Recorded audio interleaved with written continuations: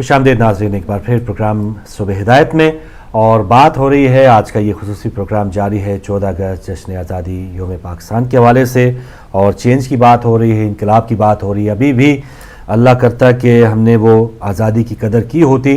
और इस वक्त जो सिचुएशन है पाकिस्तान में, बहुत ही बुरी सूरत हाल, लोड शेडिंग के वो मसाइल जो पहले इससे कुछ साल पहले इतने बुरे नहीं थे, अब आगे के बजाय हम पीछे जा रहे हैं। लेकिन कोशिश होनी चाहिए कि हमें कोई ऐसी क़यादत मिले और एक ऐसा ज़ी शऊर इंसान मिले कि वो पाकिस्तानियों को एक आवाम और एक ऐसा इंसान समझे कि उसने तमाम जो वसाइल हैं पाकिस्तान के, उसी के लिए खातिर या उसी के मदद के लिए वो इस्तेमाल करे। पाकिस्तान को बहुत कुछ मादनी वसाइल पाकिस्तान को अल्लाह ताला ने दिए हैं। पाकिस्तान के वो मौसम है कि जो यहाँ वेस्ट में भी पाकिस्तान को की बराबरी नहीं कोई कर सकता। पाकिस्तान की वो ज़रख़ेज़ ज़मीन है कि जो वेस्ट को नहीं मिली, या कोई भी जो तरक्की याफ्ता ममालिक है उनके पास ऐसी ज़रख़ेज़ ज़मीन नहीं है, ज़री मुल्क है। लेकिन बदनसीबी है कि किसान को भी पता नहीं होता कि वो इस अंदाज से अपनी जो मेहनत है उसका फल वो अपने घर ले पाएगा या उसको वो कीमत मिलेगी जितनी उसकी मेहनत होगी। लोड शेडिंग का मसला है, ट्यूबवेल्स किसानों के बंद है। तो हमें बहुत से ऐसे काम अभी करने हैं कि मजमूई तौर पे जो अब ये देखें खाने पीने के खास तौर पे जो हमारे ये बदनसीबी के ज़रे मुल्क है, गंदम की पैदावार के हवाले से एक मुमताज़ मुकाम है। लेकिन अगर हमारी बहनें आटे की एक लाइनों में शहीद हो जाती हैं उसकी आटे के असूल के लिए, तो इससे बड़ी बदनसीबी और क्या होगी। सही कह रहे हैं, बिल्कुल। तो ये चीज़ है। जी हाँ, देखिए ना, अब ये जैसे कि जो भी हुक्मरान आते हैं यहाँ पाकिस्तान में, तो वो ज़्यादातर ये कोशिश करते हैं कि जितना हो सके वो हम अपने ही पेटों को भर लें और मतलब कोई ऐसी सिंसियर अब तक कोई ऐसी हुकूमत आई नहीं है जो पाकिस्तान को ये सोचे कि ये हमारा घर, हमारा मुल्क है, हमें इसे चलाना है और हमें चले जाना है, ये सब कुछ यहीं रह जाना है। लेकिन ये कोई तसव्वुर नहीं करता है। जब उनके पास ये सब इक़्तिदार आता है तो वो सब ये कोशिश करते हैं कि चंद जितने दिन हमें जितना हो सके हम ये पाकिस्तान को लूट खसोट कर लें। तो ये मतलब ये, और साथ में ये होता है कि इस्लामी मुल्क, इस्लामी जमहूरियत, लेकिन अगर हम देखें तो इस्लाम की कोई बात उधर नज़र आ नहीं रही है। और अगर हम जाते हैं इस्लामी मुल्क, इस्लामी तो इक़्तिदार की तरफ देखते हैं, अपने इस्लाम में देखते हैं, तो हम आइए तो एक मौला अली की आप देखिए, जब वो इक़्तिदार में मेरे मौला थे तो आपने देखी जब वो ख़जाने के काम में देखा कि एक वक्त अपने उमूर काम अंजाम दे रहे थे हुकूमत के, तो उन्होंने देखा कि एक शख्स उनके पास आया तो मौला अली ने अपना जब काम ख़त्म कर लिया तो अपने जो दिया था उसे बुझा दिया। वाह वाह वाह। और दूसरे दिए को रोशन किया। तो आने वाले शख्स बहुत हैरान हुआ कि मेरे मौला ने जलते हुए दिए को बुझा के दूसरा क्यों शुरू किया। तो उसने पूछा कि मौला ये क्या वजह है कि आपने एक तो जल रहा था उसे बुझा दिया और दूसरा शुरू किया। तो उन्होंने कहा कि इस वक्त जो तुम मेरे पास हो, अपने ज़ाती काम से आए हो, मुझसे बात करना चाहते हो और ये जो दिया था ये हुकूमत के पैसों से जल रहा था, तो लिहाजा मैंने इसको बंद करके। तो आप हमारे इस्लाम ये बता रहा है हमें, तो हम तो इसे तो हमें दूर दूर इस तरह की कोई चीज़ हमें नज़र नहीं आती। अभी हमने देखा है कि ये तो कितनी बड़ी मिसाल आपने दी।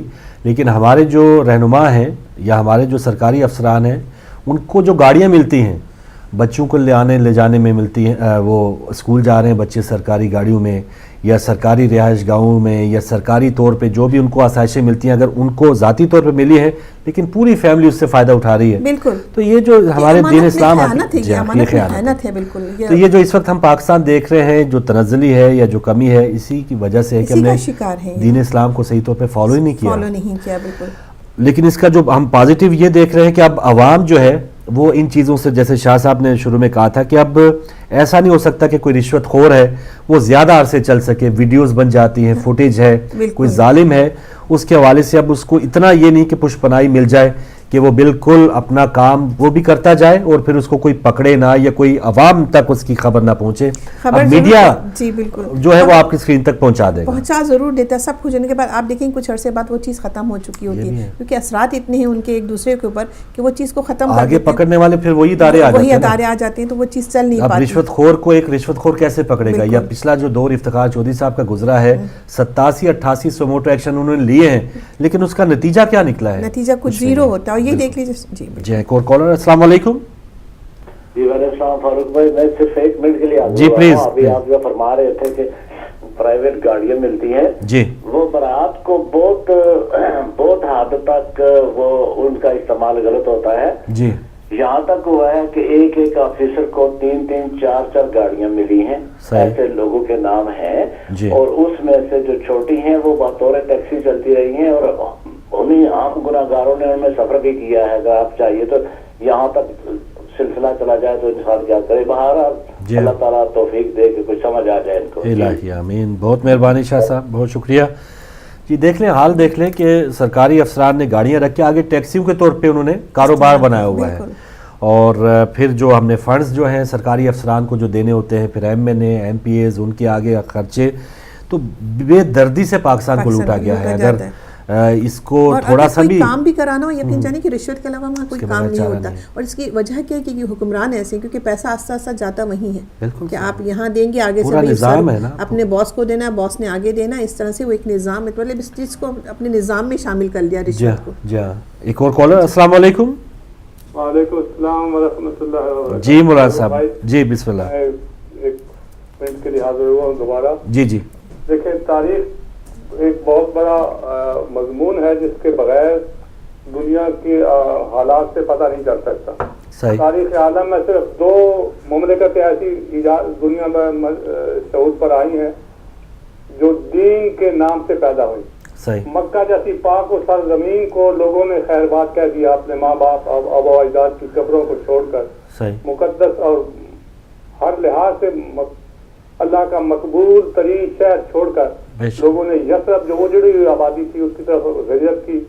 اور ایک پاکستان کی تھی کہ جب لوگوں نے اپنے آبا و اجداد کی قبروں کو چھوڑ کر ہندوستان میں اپنی قیمتی جانیں, اپنی خواتین کی عزتیں لٹا کر پاکستان میں پہنچے تھے. لیکن بڑے افسوس کے ساتھ کہنا پڑتا ہے کہ قائد اعظم علامت کے بعد جو حکمران آئے انہوں نے اس بات کو یاد نہیں رکھا, اور جو قومیں تاریخ بھول جاتی ہے تاریخ انہیں بھول جاتی ہے. اور اس وقت ہمارے پاکستان کی حالت یہی ہے کہ سب کچھ جیسے آپ فرما رہے تھے کہ بڑے وسائل ہیں, بڑے بہترین ملک ہے, لیکن افسوس یہ ہے کہ حکمرانوں کی باہوں میں اس قوم نے دم توڑنا شروع کر دیا اور سسکیاں لے رہی ہے, موت اور زندگی کی کشمکش میں مبتلا ہے.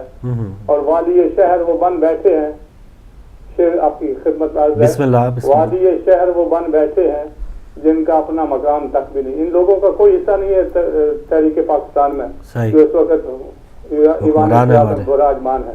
والی شہر وہ بن بیٹھے ہیں جن کا اپنا مکان تک بھی نہیں, اور وہ لوگ اب کرتے ہیں ہنگامے جن کے منہ میں زبان تک بھی نہیں.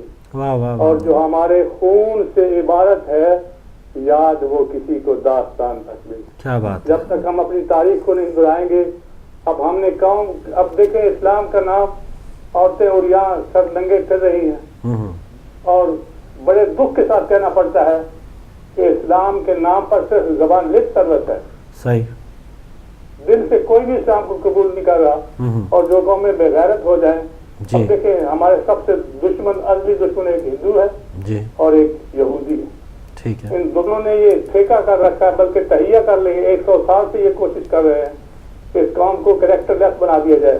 اور آج پاکستانی قوم بالکل مجموعی طور پر کریکٹر لیس ہو چکی ہے. ان میں کچھ بھی نہیں یاد رہا کہ ہمارے پاکستان کس طرح ہمارے آبا و اجداد نے بنایا تھا.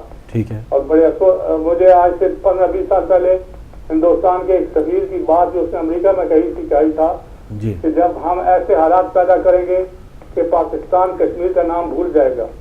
اب کشمیر کہاں ہے, اب تو ملک کی سالمیت خطرے میں ہے.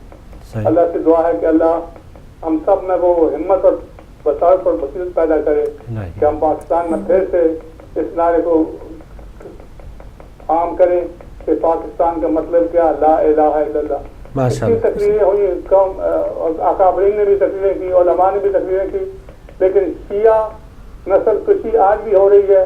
کل بھی ٹارگیٹ کرے گا, کسی کی زبان پر یہ نہیں ہوا کہ اس مخصوص مکتب فکر کے لوگوں کو کیوں ٹھیک کیا جا رہا ہے. اور جب تک شہیدوں کا خون ہوتا رہے گا اللہ کی رحمت سے ہم دور ہوتے جائیں گے. اللہ سے دعا ہے کہ اللہ عوام کو وہ ہمت پیدا کرے کہ یہ حکمرانوں کے گریبانوں پر ہاتھ ڈال کر ان سے پوچھیں کہ ہمارا کیا قصور ہے. بالکل. جب تک عوام میں جوش نہیں پیدا ہوگا, جب عوام میں احساس جرأت نہیں پیدا ہوگا, عوام میں شعور نہیں پیدا ہوگا, ملک میں انقلاب نہیں آ سکتا. مہربانی. وعلیکم السلام ورحمۃ اللہ وبرکاتہ. بہت شکریہ مولانا ملک یعقوب صاحب. اور بالکل آپ سینئر ہیں, لیکن ایک بات پہ جیسے کہ ہم عموماً یہی تاثر ہے کہ ہمارے شاید دشمن دوسرے غیر مذہب کے لوگ ہیں, لیکن مسلمانوں کی دشمنی یا مسلمانوں کا جو دشمن ایک اور دوسرا مسلمان اپنے آپ کو کہنے والا ہے، مسلمانوں کا دشمن مسلمان ہی ہے. 1400 سال کی ہماری تاریخ اٹھا کے دیکھ لیں، اس میں جو بڑے بڑے جو جرائم یافتہ جو لوگ ہیں، مجرم یزید بڑا جو مجرم ہے، اس سے کوئی بڑا کون ہو سکتا ہے؟ تو وہ بھی کلمہ گو تھا، مسلمان تھا. تو مسلمانوں کو جتنا نقصان خود مسلمانوں نے پہنچایا ہے، نام نہاد مسلمانوں نے، وہ غیر مسلموں نے شاید نہیں پہنچایا. ہم لوگوں کے اعلیٰ کار بن جاتے ہیں یا لوگوں کے دستراز بن جائیں تو وہ ایک ہماری اپنی کمی ہے. غیر جو لوگ ہیں یا غیر مذہب کے جو لوگ ہیں وہ اسی وقت ہمارا فائدہ اٹھا سکتے ہیں جب ہمارے اندر سے میر جعفر میر صادق ہوں گے. غداری پہ کریں گے تو پھر ظاہر ہے ہم کسی کے اعلیٰ کار بن جائیں یا ہم پیسے لے کے اپنے پاکستانیوں کو کسی غیر ملک بھیج دیں یا ان کو قید کرا دیں تو یہ ظاہر ہے ہم اعلیٰ کار ان کے بنے ہیں. ہم نے ریمنڈ ڈیوس کو چھوڑ دیا تو ہم نے چھوڑا نا، آیا تو ہمارے 2 بندے مر گئے پاکستان کے، تو ہم نے کیا کیا اس حوالے سے؟ بالکل سلام کر کے چھوڑ دیا، بھائی جاؤ. اور ساری پارٹیوں نے چھوڑا، چاروں صوبوں، پنجاب والوں نے جو ہے وہ پورا پروٹوکول کے ساتھ اسے فارغ کیا. تو یہ سب چیزیں ہیں، یہ ہمارے سامنے ہونی چاہیے. اور یہ جتنا نقصان ہم نے اپنے آپ کو خود پہنچایا ہے اتنا کسی غیر نے نہیں پہنچایا. بہت اچھی بات ہے آپ کہہ رہے ہیں فاروق بھائی. یہ بہت جیسے اسی سے اندازہ لگائیے کہ جب انسان آپس میں مسلمان اپنے ایک دوسرے کو نقصان پہنچاتا ہے اور اپنی ہی طبیعت کو، اپنی ہی نیچر کو نہیں بدلتا تو ہم الزام دے دیتے کہ وہ ہے. پہلے ہمیں خود کو سدھارنا ہے، خود کو صحیح کرنا ہے کہ آیا ہم اس معیار پہ اتر رہے ہیں اسلام کے، تو پھر ہم اس کے بعد کہہ سکیں کہ ہمیں کوئی نقصان پہنچا رہا ہے. اگر آپ کے اندر سے اتنے مضبوط اور اچھے ہیں اور صراط مستقیم پہ ہیں تو میں نہیں جانتی کہ کوئی نقصان پہنچے. کسی عام گھر میں بھی کیا بلکہ اپنی قوموں کو بھی کوئی ایسا نقصان نہیں پہنچ سکتا. بالکل صحیح. اور ایک بہت سی کمیاں ہیں، جیسے ہم کمیوں کی بات کریں، لیکن ایک یہ بھی ہے نا کہ مایوسی بھی کفر ہے. بالکل اگر ہم بالکل مایوس ہو کے بیٹھ جائیں گے، اور الحمدللہ مایوسی نہیں ہے یہاں پر. جو لوگ نکلے ہوئے ہیں انہوں نے اپنی جانوں کی پرواہ نہیں کی ہوئی. اس وقت کچھ بھی ہو سکتا ہے پاکستان میں، تخریب کاری بھی ہو سکتی ہے، اور جن جماعتوں کی وجہ سے یا جن گروہوں کی وجہ سے یہ لوگ اقتدار میں آئے تھے وہ ان کے لیے کچھ بھی کر سکتے ہیں. یہاں پہ اللہ کرے کہ سب محفوظ انداز سے اسلام آباد پہنچے. جو بھی دھرنے شرنے ہیں خیر اسلوبی کے ساتھ، کچھ بھی اختتام ہو وہ خیر اسلوبی کے ساتھ ہو، جان نہ جائے کسی کی. تو یہ بھی ایک بہت بڑی بہادر ہے.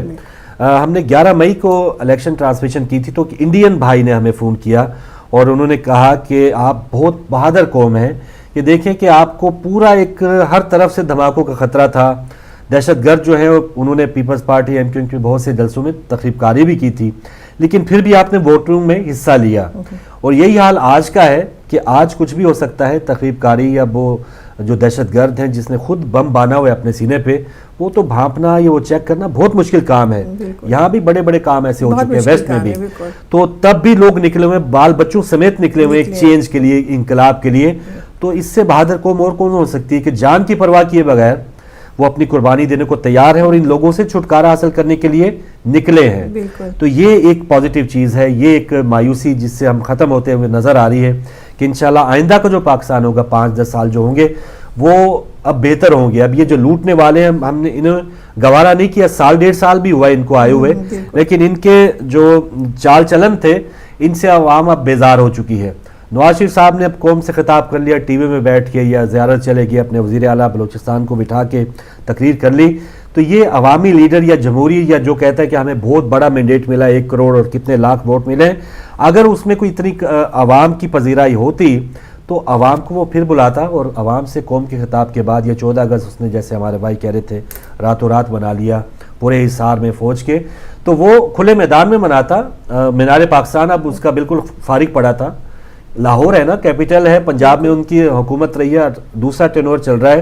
تو مینار پاکستان اس وقت فارغ تھا. میاں برادران آتے، آئیے بھائی نون لیگ کے جو بھی ہم نے جن کو لیپ ٹاپ دیے ہیں یا جنہوں نے ہماری وجہ سے کچھ ان کو فلاح ہوئی ہے تو آئیے ہم آپ کو بلاتے ہیں، ہم بھی جلسہ کرتے ہیں، ان کو اسلام آباد جانے دیں، لاہور مینار پاکستان میں ہم یوم آزادی مناتے ہیں. تو ان کو بھی پتا ہے کہ ہم جس چکر کے ساتھ آئے ہیں، اقتدار میں بیٹھے ہیں، وہ 2 نمبر تھا اور اسی وجہ سے وہ ہیلے بہانے کرتے ہوئے وہ اقتدار کو طول دینے کی کوشش کریں. لیکن پازیٹیو چیز یہی ہے کہ عوام نے اس کو ریجیکٹ کر دیا ہے.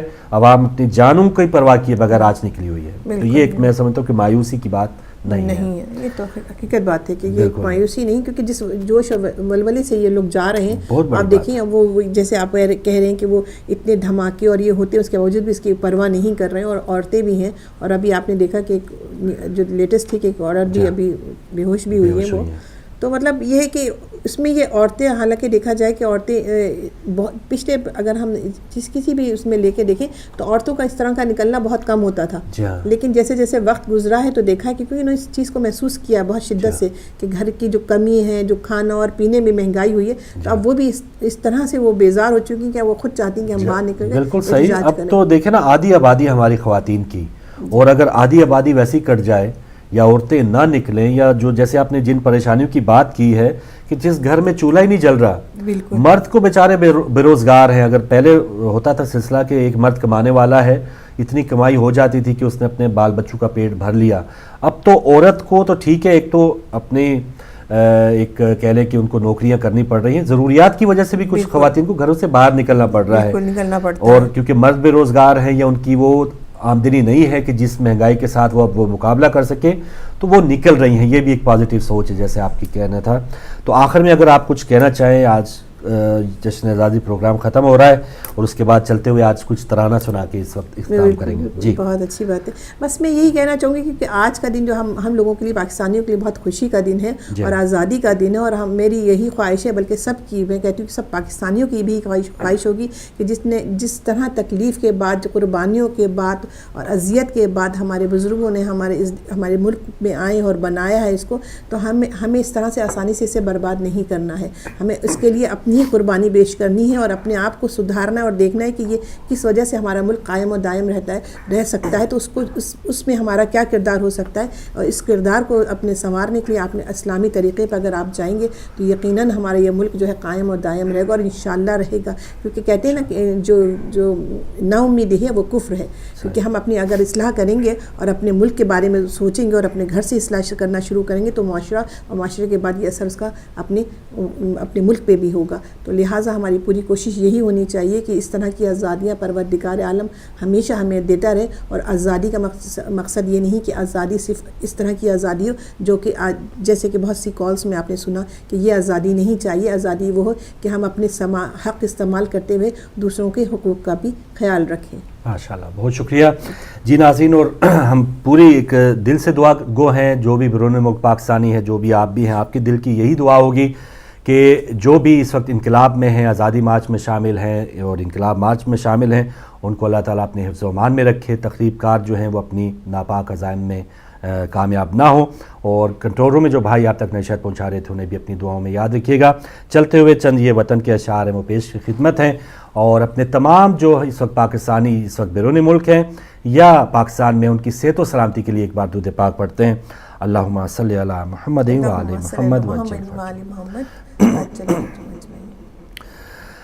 اے وطن پیارے وطن, اے وطن پیارے وطن, پاک وطن پاک وطن, اے میرے پیارے وطن. اے وطن پیارے وطن, پاک وطن پاک وطن, اے میرے پیارے وطن. اے وطن پیارے وطن,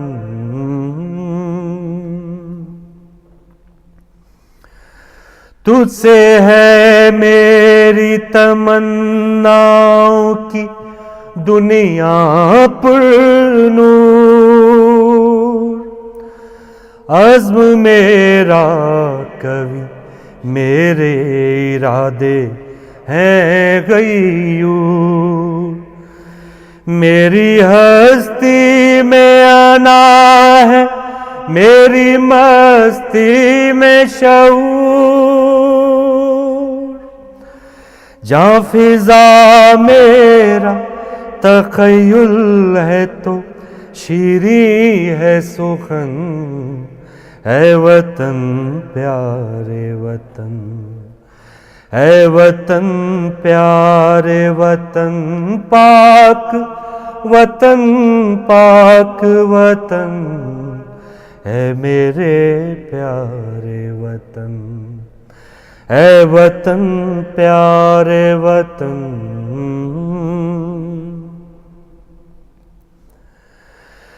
میرا دل تیری محبت کا ہے جاں بخش دیا، میرا سینہ تیری حرمت کا ہے سنگین حصار، میرے محبوب وطن تجھ پہ اگر جاؤ نثار، میں یہ سمجھوں گا ٹھکانے لگا سرمایہ تن، اے وطن پیارے وطن، اے وطن پیارے وطن پاک، وطن پاک وطن، اے وطن پیارے وطن، اے وطن پیارے وطن، اے وطن پاک وطن۔